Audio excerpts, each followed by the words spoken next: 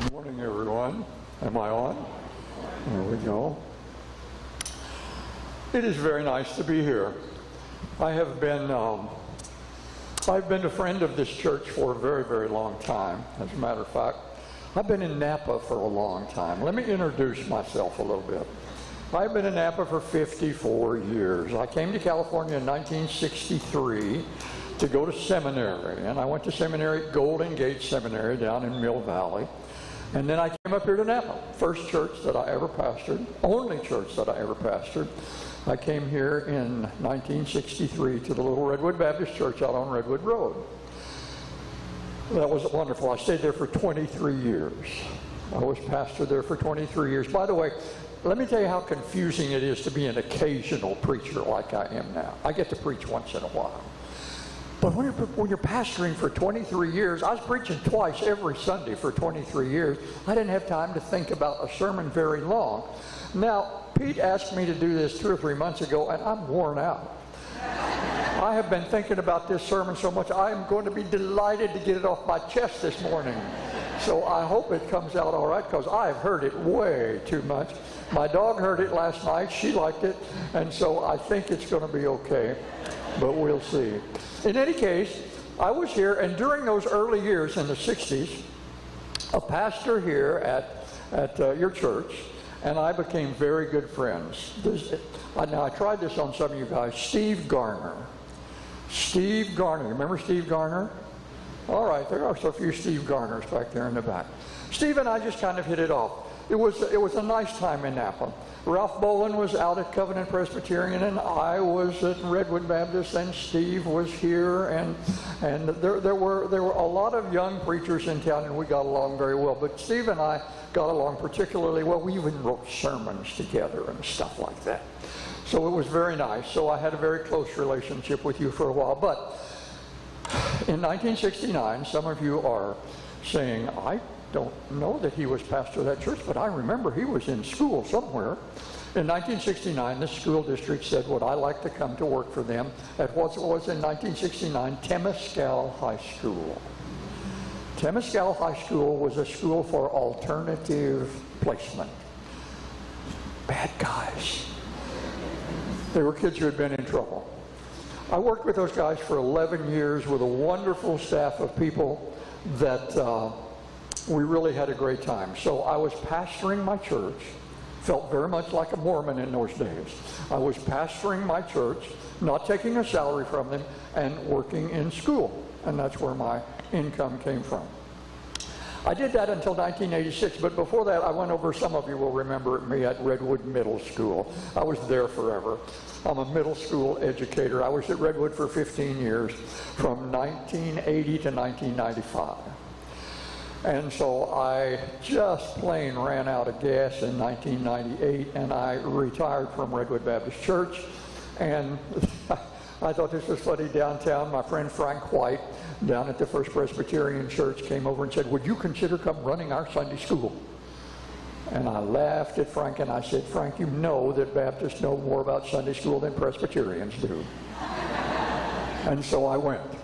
And I've been at the First Presbyterian Church for the last 30-something years. So I've had a grand time. I haven't gotten a role over there. I haven't been doing anything that long. Anyway, I stayed there, and then I retired. In 1995, I was supposed to die. Doctor said, Harold, you just have about 18 months left. You should get your affairs in order. I had stage 4 prostate cancer. Well, I didn't. And so here, my wife and I retired in 1995. We got a motorhome, and we took off to see the world, and we did a grand job. I don't know whether it was a motorhome or what it was. I have a few ideas, but somehow I didn't die. And so we had a grand time in our motorhome. By the way, I think this is kind of interesting. For much of the last 20 years, we have gone to Phoenix in September, and this year Phoenix has come to us. It is really, really nice. In any case, we did that, and then I had one more little education adventure I'll tell you about. I was parking cars as a volunteer out at Silverado Country Club in October of 2000. The motorhome was packed. We were ready to go.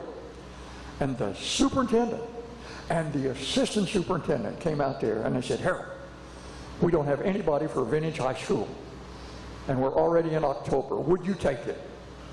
I said, make me an offer. And they made me a very good offer. And I went to Vintage High School. I was 65 years old. I was 65. The kids treated me like Grandpa. The faculty treated me like Daddy. And they took such good care of me, and I stayed for 3 years. So that was it. I retired in 2003, and I've just been kind of bouncing around ever since that time. And I'm glad to be here. Pete and I became good friends several years ago. And I think I may have preached here before since Pete's been here. Pete's been here. Did he say 18 years? By the way, last week when he announced his parents' anniversary, that's why he's gone up there. And he said, my parents were born. Not born. My parents were married on the 14th day of June, 1957, 60 years ago. I was married on the 14th day of June, 1957. 60 years ago. That is absolutely off the wall. Off the wall. The very, very same day. Anyway, he had asked me to preach some time ago, and so I'm looking for some kind of clue. What am I going to talk to you about? I don't know what's going on. And so I thought, well, let's do something practical. And so it's Labor Day. Labor Day weekend. And I said, well, we'll try to do something labor-like. Something that has to do with management and labor. By the way, speaking of Labor Day, I have a few facts. One of my friends in Arizona put out a little thing with Labor Day facts. And let me see how well you can do this. You can kind of cheat with one another at the table if you want to. But do you know when and where the first Labor Day parade was? You got to be able to guess the right town. You can't miss. Just take a big shot. New York City. New York City. Everything's in New York City. 1882. The 5th day of September in 1882. Do you know the first state that decided to have Labor Day? Our buddies up north, Oregon, believe it or not. 1887. And it became a federal holiday in 1894. And one of the ways that it kind of affected all of us, I think, was we sort of made it the last official day of summer. And school started the next day. No more. That's out the window. But my whole schooling life, it was that particular way. So I'm looking around for something laborish. And I went to the 20th chapter of Matthew, and I found this. Didn't find it. I knew it was there.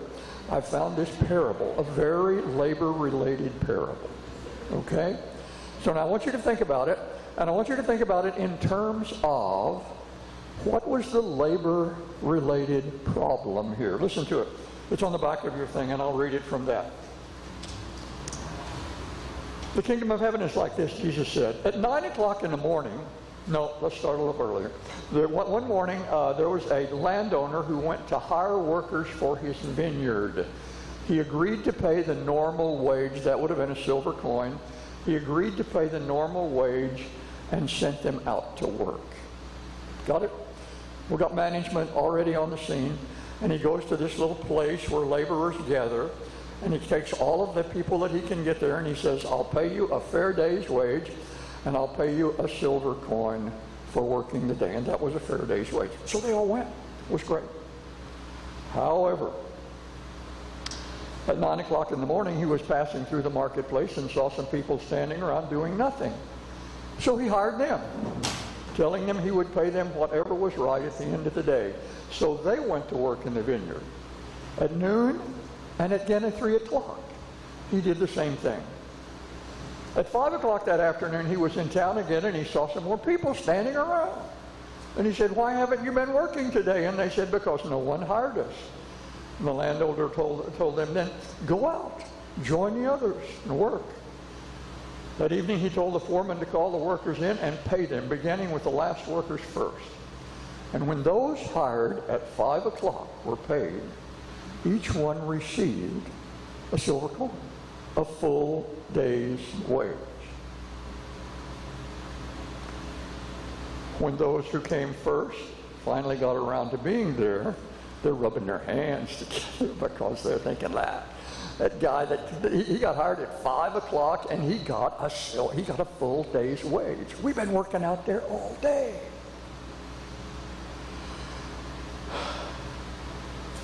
They assumed that they would receive more. But they too were paid a day's wage. And when they received their pay, they protested to the owner. Those people worked only 1 hour, and you paid them just as much as you paid us, who worked all day in the scorching heat. He answered them, friends, I haven't been unfair. Didn't you agree to work all day for the usual wage? Take your money and go. I wanted to pay the last worker the same as I paid you. Is it against the law for me to do what I want to do with my money? Should you be jealous because I am kind to others? What's the labor issue here? What is the problem? Talk about it a minute. See if you can come up with a problem and come up with a labor-related label for that problem. You've got 30 seconds.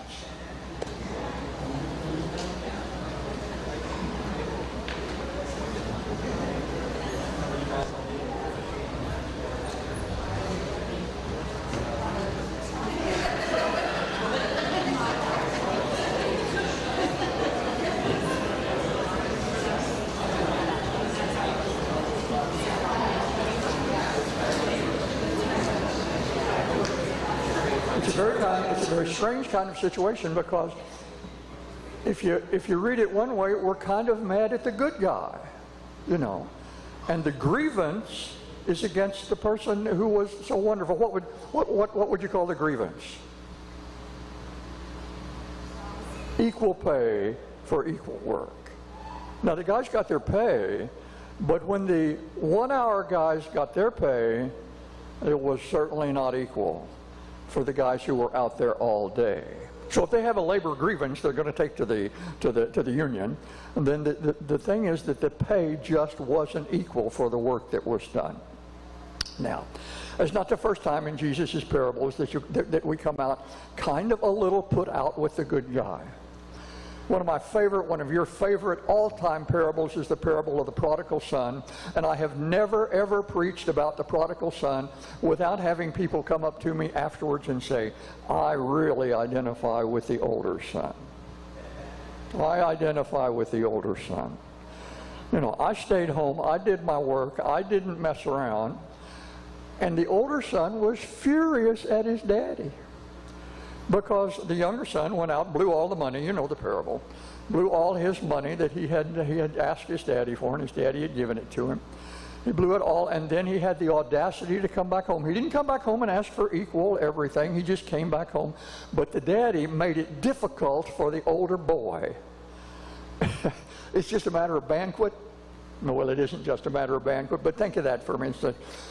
The older son comes in from the field, says, what's all this dancing and everything? And the servant says, your father has killed a fatted calf, and we're celebrating the return of your little brother. And he says, what? So when he finally has a confrontation with his daddy, I love this. He says, you know what? I worked all these years for you, and you didn't even give me a goat that I could celebrate with my friends. And you killed a fatted calf for that son of yours who wasted your living on prostitutes and riotous living. The goat versus the fatted calf. I've had fun through the years kind of bringing to the attention of everybody, why didn't the father give the older son a goat? Because he didn't ask for one. My heavens, he gave the younger son his inheritance. He would have certainly given the older son a goat. Anyway, it's another one of those situations where we look at the good guy, the father, we look at the vineyard owner, the good guy, and we think, what is going on? What is going on? And I suggest to you that perhaps we need to look at the story with different eyes. We're looking at the labor problem kind of through selfish eyes. I worked all day in the hot sun, and I didn't get anything like what that turkey got who came out and worked for the last hour when the sun was setting. And we feel kind of selfish about that, and we're looking through selfish eyes, and they focus very well, and we say, this just isn't fair. We look at the prodigal son, and we say, yeah, there's something wrong with this story. From the perspective of the older son, it just doesn't make a whole lot of sense that suddenly this crazy little boy has come home to such a welcome. We need to look with different eyes. I have a story that I tell folks. I work at the Welcome Center. I work at the Welcome Center on Saturday morning, and I help people plan their day in the Napa Valley. I do that on Saturday morning. It's great fun. It's a good thing. But one of the stories I tell them is about Yountville. Folks from Yountville? Oh, good. I tell them about Yountville, and I say, you know what Yountville was once upon a time was a one grocery store and 5 bars, and the people who worked at the Veterans Home, they lived across the street in the little white wooden houses, and that was a company town. It was that way forever. Until the 1970s. I'm telling visitors this, okay? Until the 1970s when the Napa wine won the blind tasting in Paris, and the wine explosion occurred, and Yountville exploded with it. Then what I tell them is that Yountville has become a very expensive, posh little town. But not only that, about 2 or 3 months ago, the Expedia hotel people published a list of the 10 most charming small towns in the United States of America, and Yountville is number 5. My wife and I read that, and we said, holy Toledo, Yountville is a little dump, for heaven's sake. So we said, all right, this is what we need to do. This is what I'm getting to my point. We need to put on different eyes. We need to put on different eyes and go look at Yountville in a different way. And so we did. And it's very cute. If you haven't put on different eyes and looked at it in a different way, it is a charming little town. It has lovely art every place. Those guys with the big bucks, you know, the Hotel Yountville sold a few months ago for $100 million. Those guys with the big bucks have made everything very pretty. And when Jan and I went up with different eyes, we found out that we kind of saw things a little differently. So they needed, these folks we're talking about in the labor problem and the prodigal son, need to look with different eyes. Now, my suggestion to you, and the reason I'm even into this, is that I want to talk to you about looking at life with different eyes. Looking at life with different eyes and finding things as a result of doing that. I have a poem I want to read to you, and it's kind of bizarre. You have to understand that I found this little tricky thing that I could do, and occasionally it works really well, and we'll see if it works well on you. But occasionally I will take a song from somewhere and I will change the words a little bit with nobody's permission, and it becomes not what it was, but it becomes a kind of theological statement. And in this case, I want to read to you a song called Through the Eyes of Love. It's a Melissa Manchester song written by a girl named Carol Sager and Marvin Hamlish. And it's a romantic song, and it has to do with what happened when I looked at the world through the eyes of the one that I love. But I want to read to you what it says, and I'm going to change the word you, which Melissa sings, to the word God. And listen to this. This is the result of looking at the world through the eyes of love in a theological setting where the preacher's preaching in the front of the room. Please don't let this feeling end. It's everything I am. Everything I want to be. I can see what's mine now, finding out what's true since I found God, looking through the eyes of love. Now I can take the time. I can see my life as it comes up shining now, reaching out to touch God. I can feel so much since I found God, looking through the eyes of love. And now I do believe that even in a storm we'll find some light. Knowing God's beside me, I'm all right. Please don't let this feeling end. It might not come again, and I want to remember how it feels to touch God. How I feel so much since I found God, looking through the eyes of love. I want to talk to you for a little while. By the way, last week I came and I was coming kind of to get my bearings as to what I should do up here in the front. And Pete preached until 11:30. And I said, my goodness, Pete, that's a very, very long sermon. I said to myself, and so I'm working on my sermon, and I think, whew, I don't know whether I can go for 45 minutes. But then I was told by Dar this morning, that was an anomaly. Do not think you have to go until 11:30. So I'm just going till 11, I think, more or less. I want to talk to you about finding God looking through the eyes of love. But love is a big, big word. My preacher did something the other day at the Presbyterian Church, which was kind of interesting. He was doing a series of sermons on the work of the Holy Spirit. And he came to this particular verse, and he changed the punctuation with some good authority.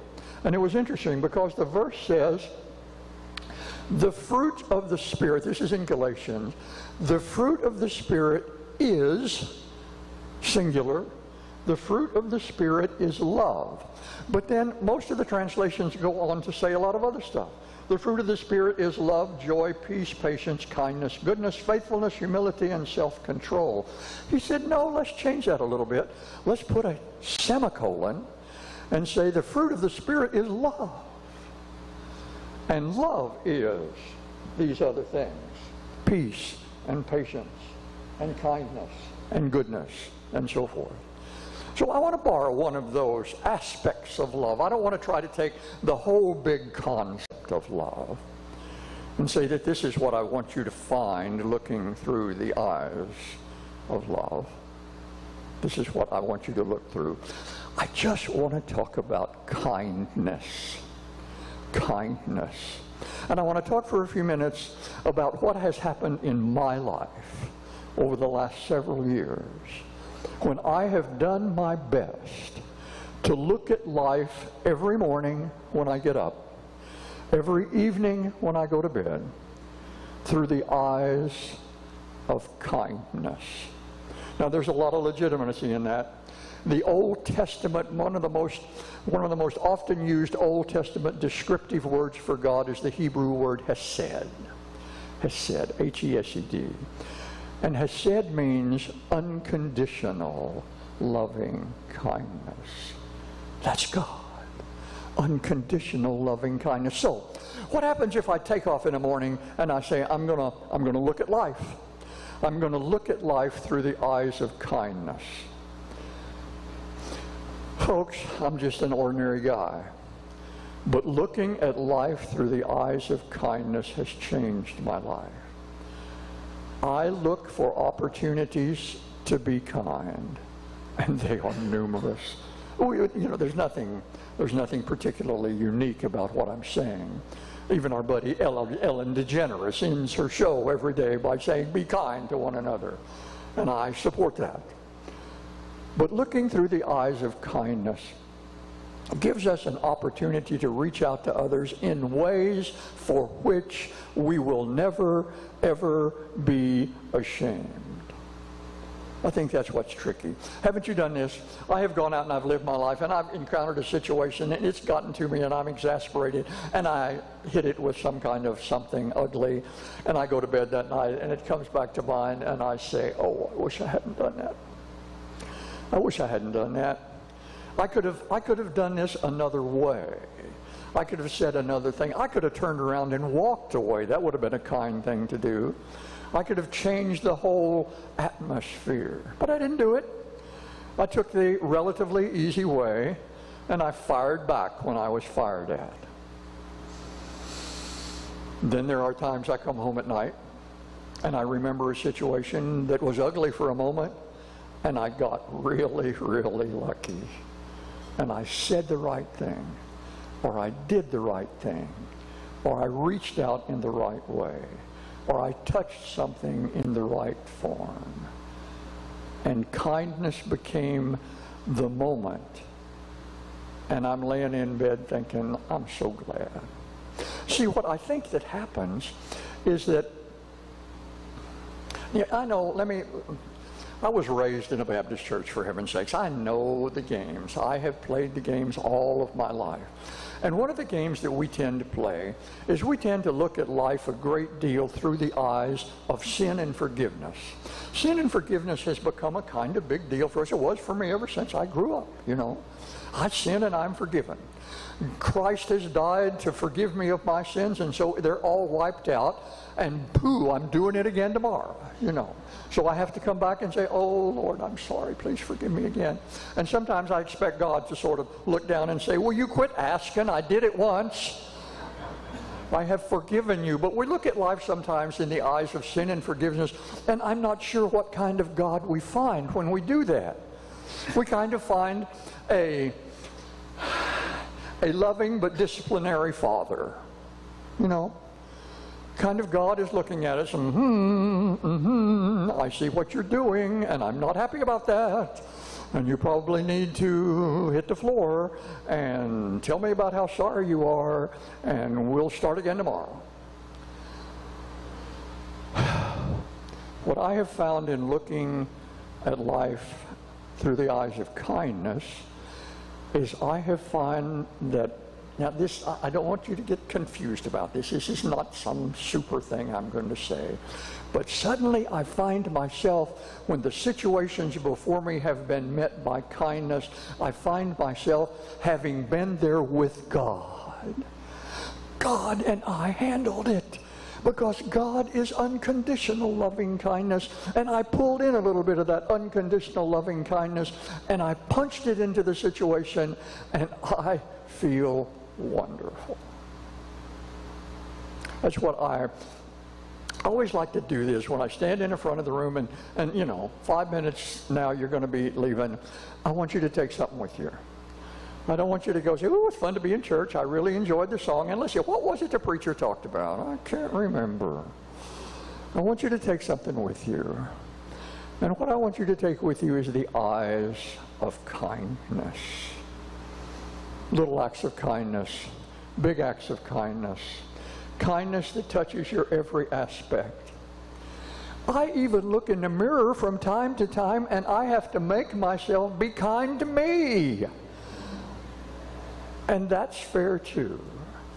Kind to my dog, kind to my neighbors, kind to my friends, kind to people who are not necessarily friendly to me. It changes your life. I suggest to us that, kind of like the song that I read to you a moment ago, if we look at life through the eyes of God, the eyes of love, the eyes of kindness, we find God. Suddenly, God is not some far-off disciplinarian, a little put out with how bad we were today, but God is our partner, and we're doing things that make sense in the grand and glorious creative picture that God has given us to do in living the life that we have to live. Look at the world through the eyes of love. Look at the world through the eyes of kindness, and go to bed at night feeling really good. Lord, we thank you for the opportunity we have to live out our lives and to meet all these situations where kindness is a potential. Thank you, Lord, for giving us the courage sometimes when we don't have it, giving us the ideas sometimes when we don't have them, giving us the direction sometimes when we don't have it, that we might live our life as lives of kindness. Help us that we can share with those who are our intimates, and those who are not so close to us, and those who are very far away. Can we think of them and work with them and deal with them through the eyes of love, the eyes of kindness, and know that we are doing it with you. Bless us when we go from here to the things that we have to do today and tomorrow and all the tomorrows that you give us. Might we be kind to one another, knowing that's what you've called us to be and do. In Jesus' name, amen.